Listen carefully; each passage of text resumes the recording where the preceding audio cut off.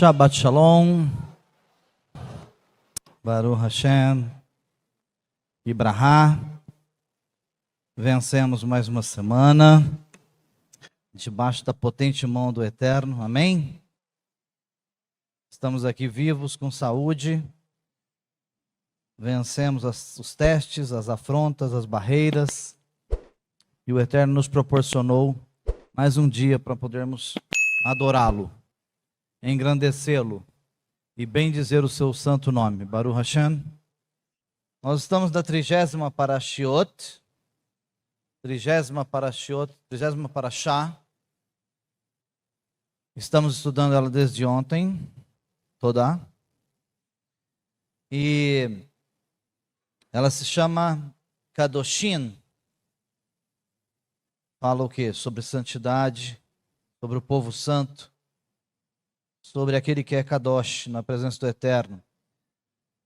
Nós vimos agora aqui o Olê fazendo a leitura da Parashá, e o primeiro Pasukim, primeiro e segundo, o Eterno diz: sejam santos como eu sou santo. Nós vamos estudar no livro de Vaikra, 19:1, Efésios, capítulo 1, versículo 4, 1 Kefa, capítulo 1, versículo 15, ok? Levítico, Efésios e Pedro, 1:15, 1:4, 19:1. E essa parashá, ela é autoexplicativa. Ela responde por si mesma, não é?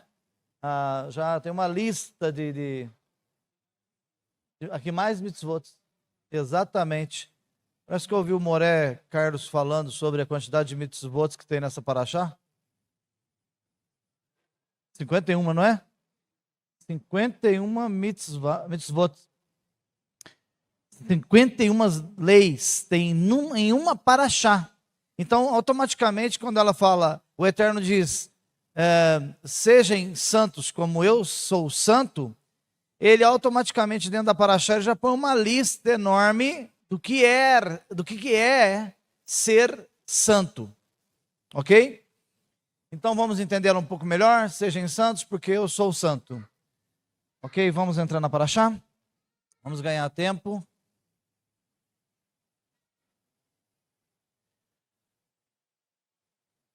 Vaikra 19:1 e 2, que é o pasuk, os dois pasukim principais da parashá, os dois versículos principais da parashá. Diz Adonai a Moshe, Moré Cleiton também repetiu essa questão, que a Torá, você vai ver dezenas de vezes o Eterno dizer, e falou o Eterno a Moisés dizendo, e disse Adonai a Moshe. E o Eterno falava diretamente com Moshe para que ele registrasse qual que seria a sua vontade. Fale a toda a comunidade de Israel e diga-lhes, sejam santos, porque eu, Adonai, o Deus de vocês, sou santo. Uma vez que o santo, o Eterno, bendito seja ele tem uma santidade inatingível por nós humanos, o mesmo grau de santidade. Porém, ele nos deu o caminho, nos deu as dicas, nos deu todas as mitzvot, todas as leis que nós precisamos observarmos para sermos santos. Um detalhe muito importante que nós precisamos considerar. Preste atenção no que eu vou dizer. É sabido dentro do judaísmo que nem todos acompanham no mesmo nível. Então, tem pessoas que entendem rapidamente o que você está ensinando. Tem pessoas que captam rapidamente, uma pessoa às vezes consegue guardar 30, 40, 50, 80 mitzvot, mandamentos. Outras, porém, conseguem guardar 40, estão na luta para alcançar méritos do Eterno para guardarem mais. Então cada pessoa tem um nível espiritual diferente da outra. Alguns conseguem entender de imediato. Você fala e já captam imediatamente. Então outros já não captam imediatamente.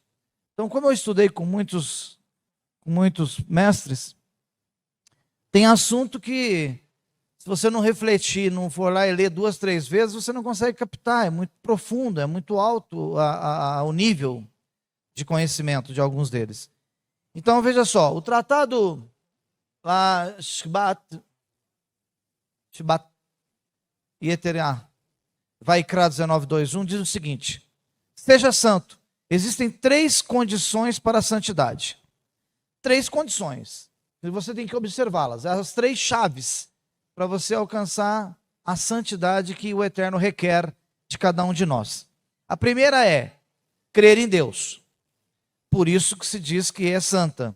Pois eu, o Senhor teu Deus, sou santo. Você tem que crer que Deus existe, que Ele é real. Você não pode ter dúvidas quanto ao poder, à criação do Eterno. Você não pode ter dúvidas quando você vê para cima da sua cabeça à noite bilhões de estrelas, bilhões, centenas e centenas de sóis. São sóis que estão acesos. Eu custei entender isso. Que uma estrela eu pensava que era reflexo do nosso sol que iluminava ela. Mas cada estrelinha que você vê lá no espaço é um sol aceso, imagina. Cada um tem um complexo em torno dele, tem uma galáxia em torno dele. E isso é uma coisa incrível, que um ser, o Criador, o Supremo, fez todas essas coisas. E se nós formos olhar para isso, crer no Eterno, é crer naquilo que Ele fez, naquilo que Ele criou. Às vezes nós temos um probleminha pequeno para ser resolvido. Temos uma coisa simples para ser resolvida. E tem hora que nós não cremos que Deus pode resolver. Sendo que Ele criou planetas, sóis, galáxias, coisas extremamente gigantescas.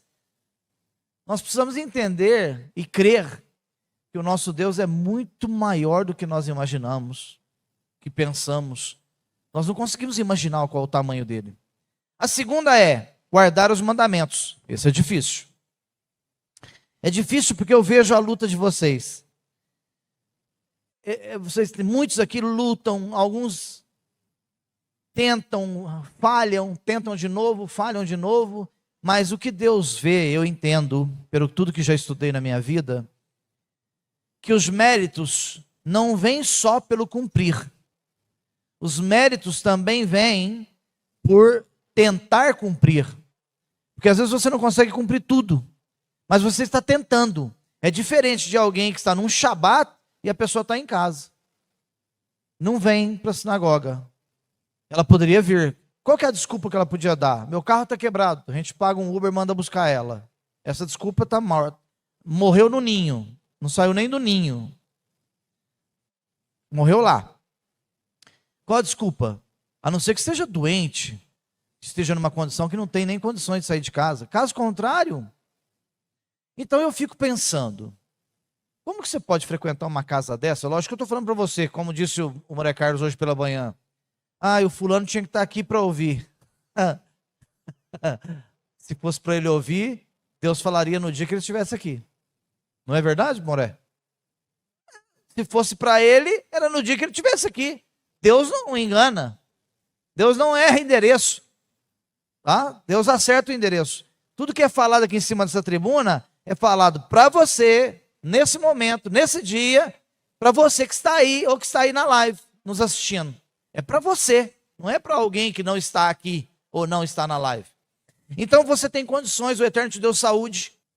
Eu separei vocês das nações. O que é ser separado? Ser santo. A tradução da palavra ser santo é ser separado. Então tem festas aí fora, no mundo, que não convém você participar. Tem eventos que não convém você participar, você está separado. Melhor reunir a galera da sua família, a família que eu falo, a família Beit. Quer fazer uma carninha assada lá? Chama os 4, 5 irmãos, não dá para chamar todo mundo. Não é porque você está escolhendo uns que você está desprezando os outros, não é isso. É que é muita gente aqui. Então podemos formar grupinhos, um vai 5 para uma casa, vai 3 para outra, 10 para o outro. Façam reuniões entre vocês, se aproximem entre vocês. Evitem um pouco aquilo que o mundo oferece. Porque se você é kadosh, se você é santo, você é separado, você não está agregado nem alienado com esse mundo. Baruch Hashem, estou sendo claro? Objetivo? Então escolha um ambiente que vocês forem, certo? Se vai rolar lá bebida de forma extravagante, drogas, prostituição, não é lugar de você colocar a planta do teu pé. Você é kadosh. Você não pode estar num lugar desse. Melhor ir para casa, comer um lanche, uma pizza.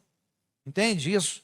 Então, primeira condição, crer em Deus. A segunda condição é guardar os mandamentos para buscar a santificação. E a terceira condição é ser separado para serem meus. O Eterno vai te chamar de meu amado, meu filho, meu servo. Tu és meu, te comprei com preço altíssimo. Eu dei Seba, ele disse que deu nações por ti. Um dia eu fiz um ensino aqui, que eu disse que tudo que nessa terra, o Eterno criou, que tudo tem um preço. Tudo é comprado. Quer que eu te prove? A palavra diz que Yeshua, HaMashiach, ele foi crucificado no madeiro. E com o teu sangue comprou para Deus um povo escolhido e santo. Então o povo foi o quê? Comprado. Alto preço. E quando o Eterno diz, eu dei Seba, ele dá um nome de uma cidade, ele fala, eu dei uma cidade, eu dei um país, eu dei uma região, em troca de ti. Por que um bode era lançado para Azazel? Ninguém fala sobre isso. Porque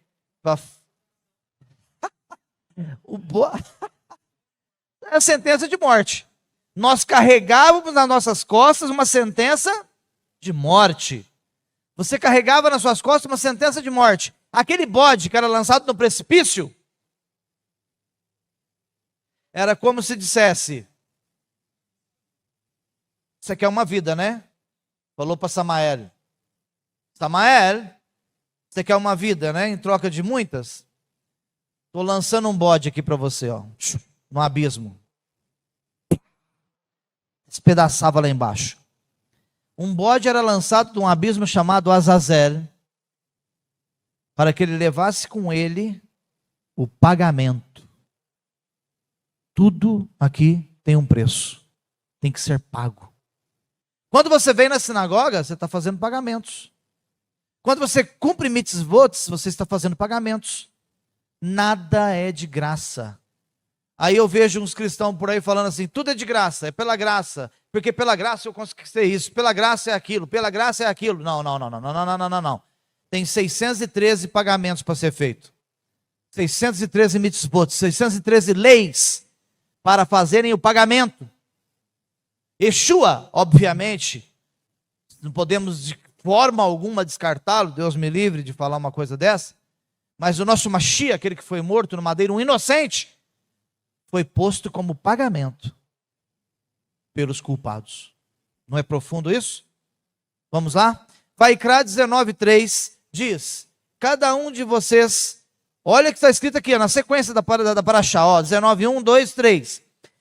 Cada um de vocês honre seu pai e sua mãe, e vocês guardarão os meus Shabbatot. Eu sou Adonai, o Deus de vocês. Vamos usar a inteligência? Por que que o Eterno vem falar de lei, de guardar pai e mãe, misturado no mesmo pasuk, no mesmo versículo, com lei de guardar Shabat? Guardar Shabat tem o que a ver com pai e mãe? Ele podia ter escrito, honra teu pai e tua mãe, como está lá nas 10 falas do Eterno, em Vaikra capítulo 20, né?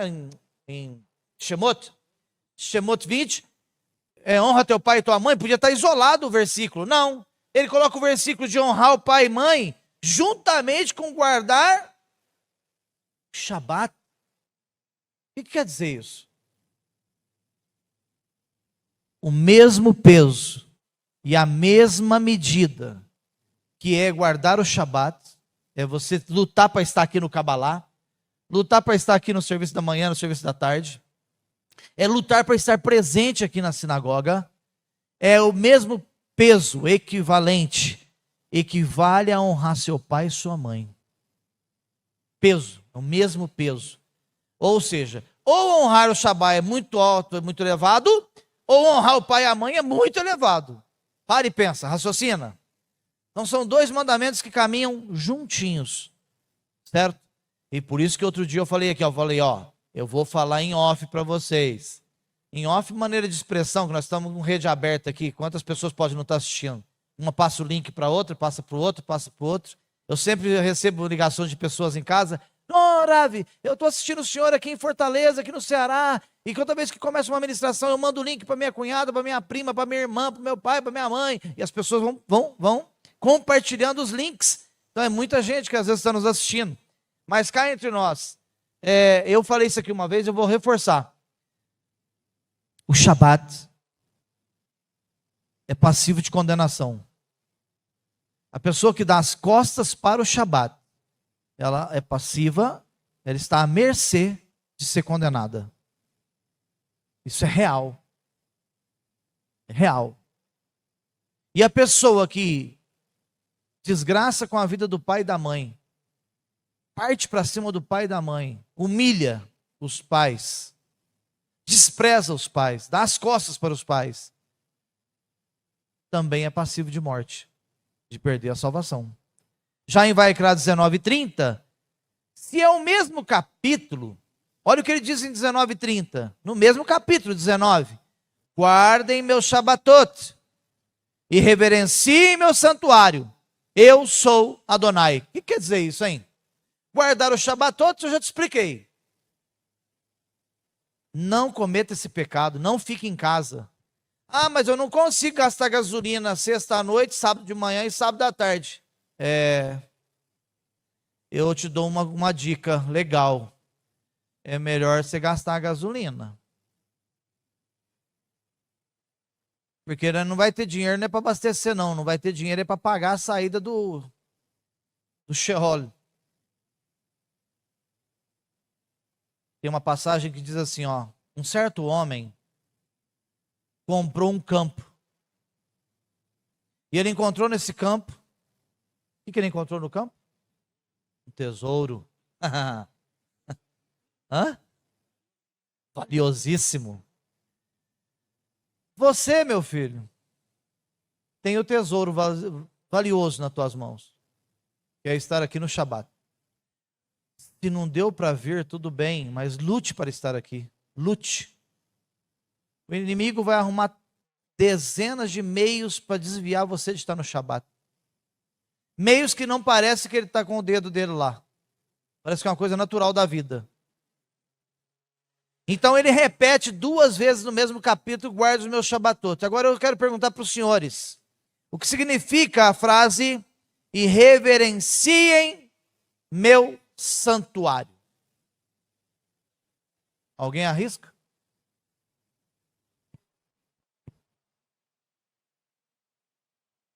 O que é reverenciar meu santuário? Hã?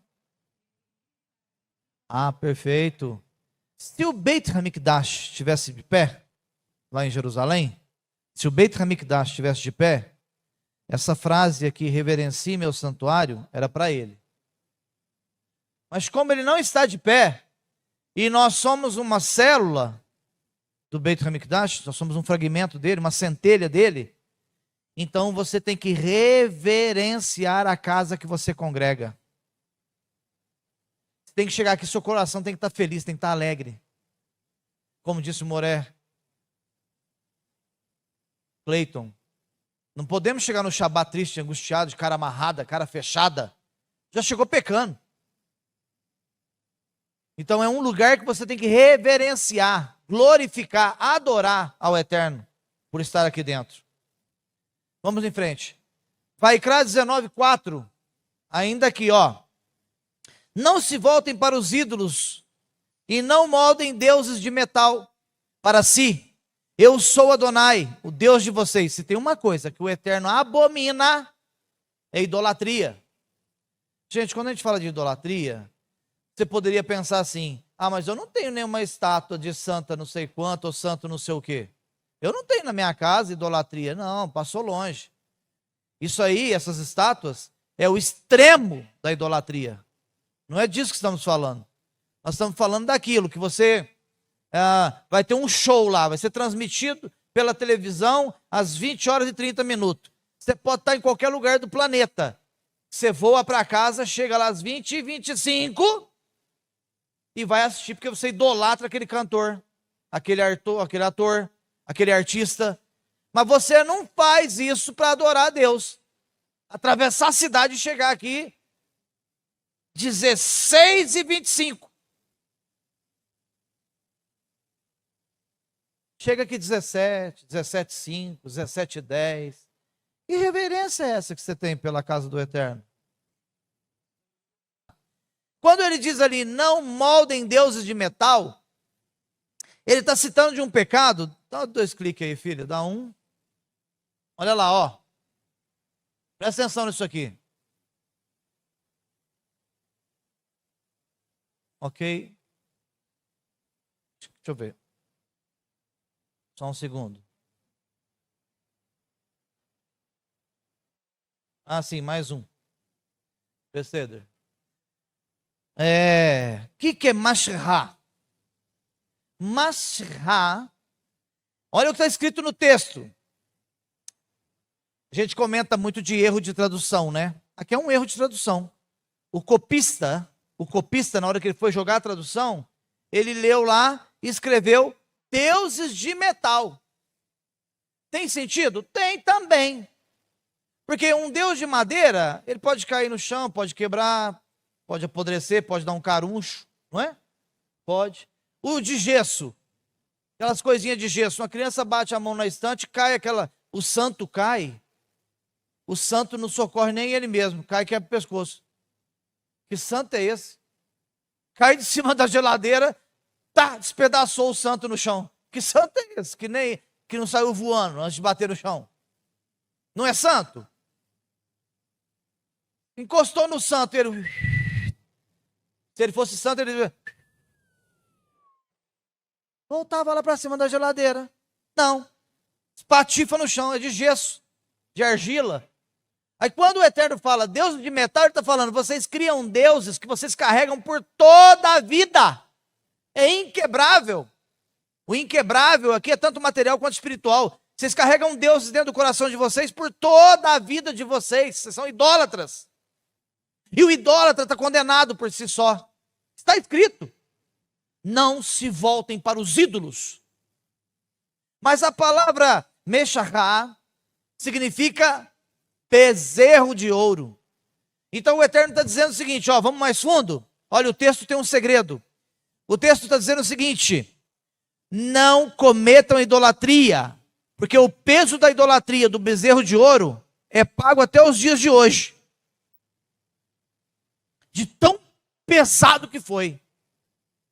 O peso do pecado do bezerro de ouro foi tão pesado, mas tão pesado, que o Eterno ia exterminar com Israel. Percebe, demora? Não é?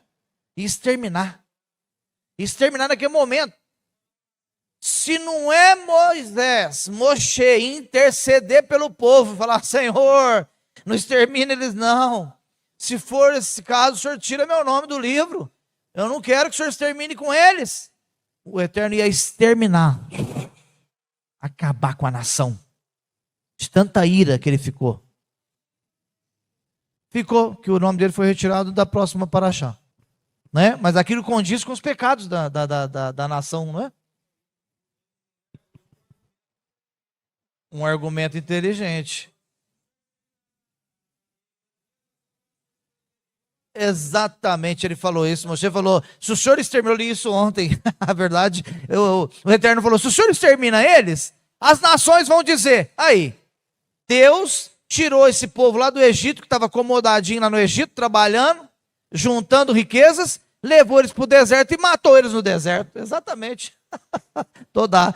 Então, a palavra Maserá significa bezerro de ouro, ou seja, o peso do pecado da idolatria é altíssimo. O pecado do bezerro de ouro, olha lá o que está escrito lá. Moshe pretendia advertir todas as futuras gerações, em geral, e provar especificamente sua própria geração, porque ele ficou preocupadíssimo, e ele ensinava isso. E reprovar, Beceder, Todá, e reprovar especificamente a sua própria geração. Livro de Shemot, capítulo 34, versículo 7, está escrito: Deus pune os filhos pelos pecados dos seus pais, até a terceira e quarta geração. Além de nós pecarmos, além de errarmos, além de às vezes cometermos idolatria, quem paga é você e seu filho. Então, por exemplo, Deus nos livre. Mas se um dia passou pela tua mente suicídio, Deus nos livre. Se um ente da família, pai de primeiro grau, pai, mãe, avô, avó, se cometer suicídio, pode contar as gerações. Antes da quarta, um neto vai se suicidar.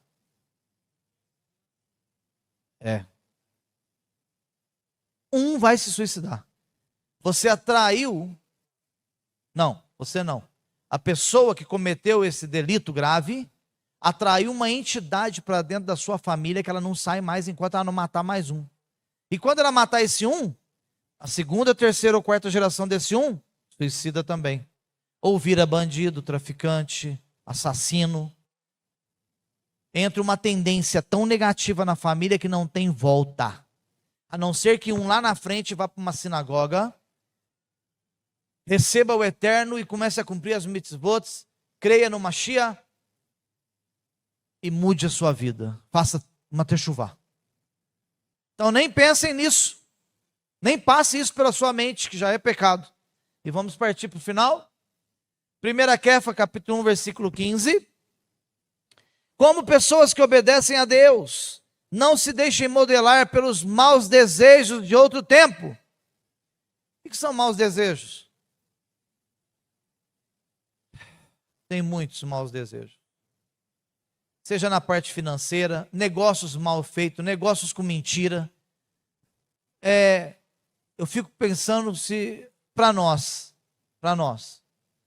como que a gente vai trabalhar numa loja de carro, por exemplo? O carro está lá meio taiado, está com a suspensão arrebentada, e você está sabendo. Aí você vai vender o carro para o cara, quando o cara chega, como é que o vendedor fala? Que é isso, primeiro dono? Ó, você não tem noção.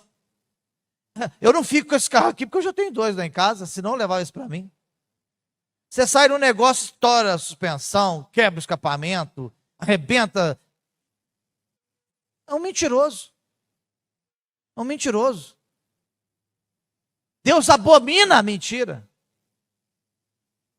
Se você tem um mercadinho, você tem balança de precisão, você tem que pesar 100 gramas, não é 95, não é 98 gramas.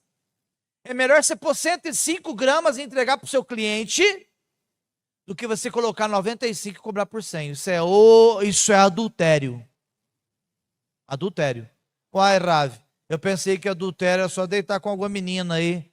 Não, então se for assim, quando um policial para um carro e a placa está danificada, o policial fala: essa placa está adulterada. A placa fez sexo com alguém? Tô doido aí. A placa está adulterada. Mudou a forma correta dela ser. Houve ali uma influência negativa, um erro, às vezes com proposital, proposital. Santidade. Sede santo como eu sou santo. Como pessoas que obedecem a Deus, não se deixem moderar pelos maus desejos de outro tempo. Quando vocês eram ignorantes, você era ignorante. Você fazia essas coisas que eu estou falando. Você era ignorante. Ao contrário, seguindo o santo que os chamou, tornem-se santos. Nós somos discípulos um do outro e nós somos todos discípulos do Mashiach, que somos discípulos do Eterno, que é Ele que nos ensina, ok? Vocês devem ser santos porque eu sou santo. Efésios capítulo 1, versículo 4. Ele nos escolheu em amor no Messias, antes da criação do universo, para sermos santos e sem defeito em sua presença. O planeta Terra não estava nem pronto. O Sol nem estava aceso ainda. Nem existia. Não existiam as constelações. Não existiam as galáxias. Não existiam.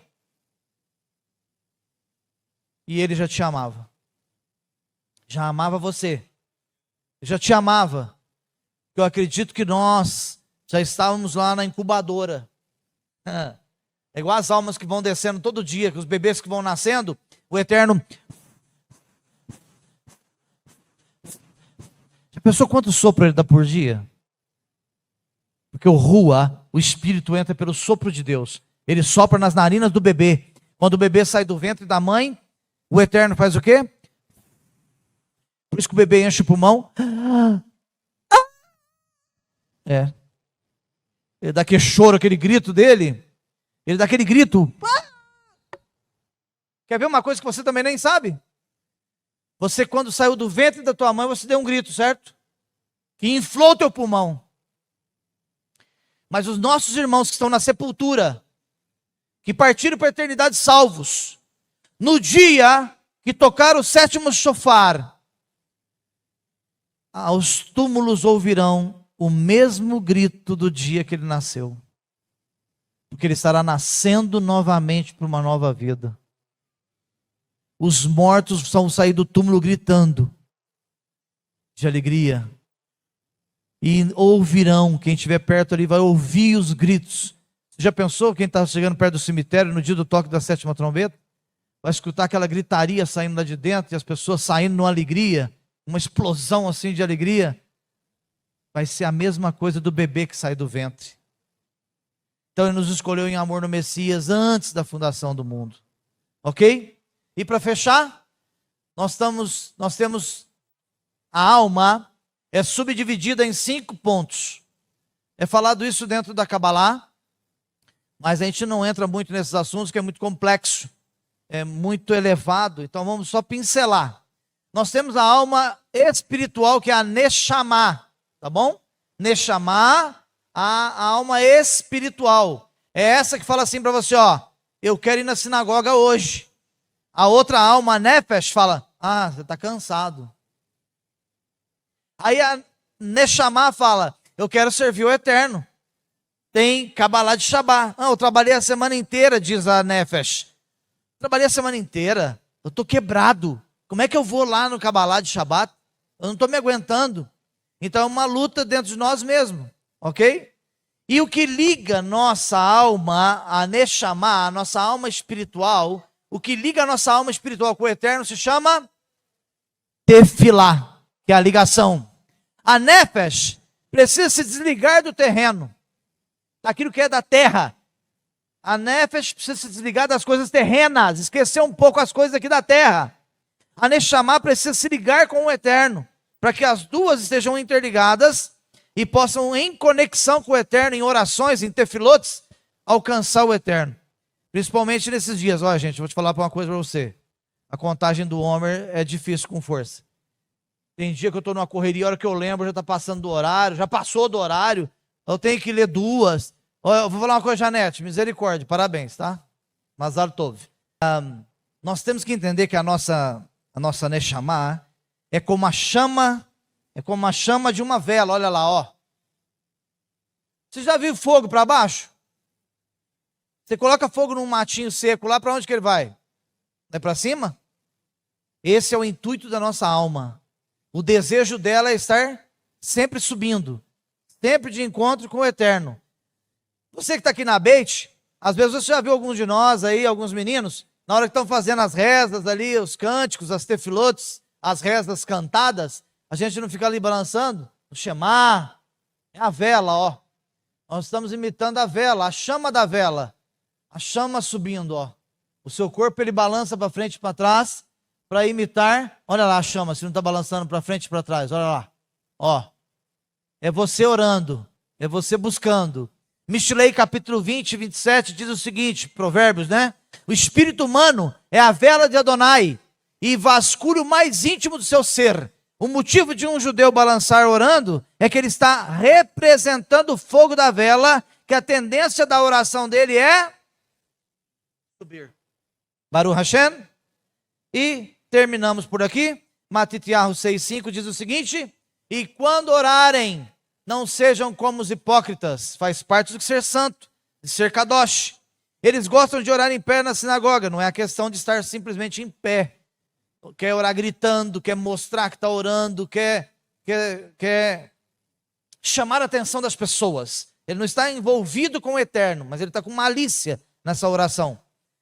Eles gostam de orar em pé nas sinagogas e nas esquinas, com o propósito de serem vistos, que é só chamar atenção pelas pessoas. Sim, eu lhes asseguro que já receberam sua recompensa, mas você, quando orar, vá para dentro do seu quarto. O que eu já ensinei para vocês sobre isso? Os homens...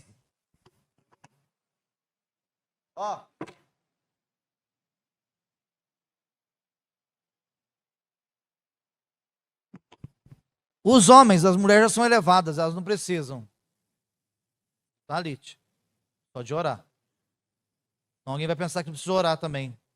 Entra para dentro do teu quarto, que naquela época não tinha quarto com porta. Como é que entra dentro do quarto?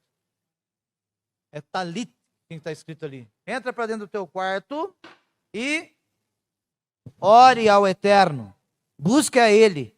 Essa é uma regra da palavra.